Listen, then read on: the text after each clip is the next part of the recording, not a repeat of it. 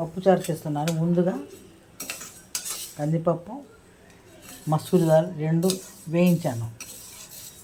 ఇలా వేయించి పప్పుచారు చేస్తే చాలా కమ్మగా ఉంటుంది పప్పుచారు. మీరు ట్రై చేయండి, చూపిస్తాను. ఒక గంట సేపు నానబెట్టాలి. చూసారా ఎలా ఉడికిపోయిందో పప్పు? చాలా బాగా ఉడికిపోయింది.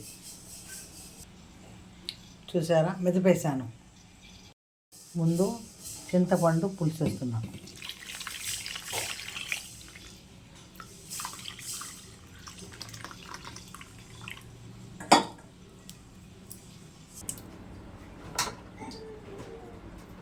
ముందుగా పసుపు,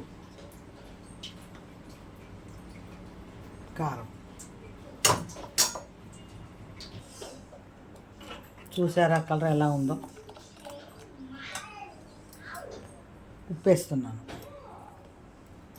చూసేసుకుందాం. టమాటా ముక్కలు, పచ్చిమిరకాయలు, ఉల్లిపాయ ముక్కలు ఇవన్నీ వేస్తేనే పప్పు చారుకి రుచి. కొంచెం కరివేపాకు బాగా ఉడకాలి. ఉడికిన తర్వాత తాలింపు వెళ్దాం.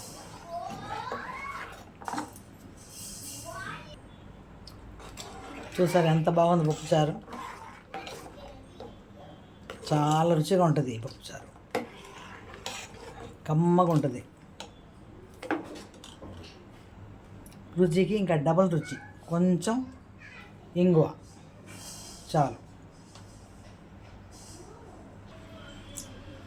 తాలింపు వేస్తున్నాను. కొంచెం నూనె వేద్దాం.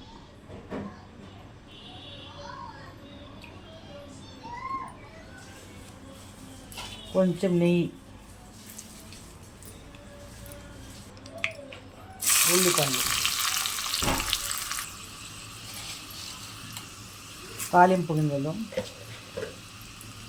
జీలకర్ర, కరివేపాకు.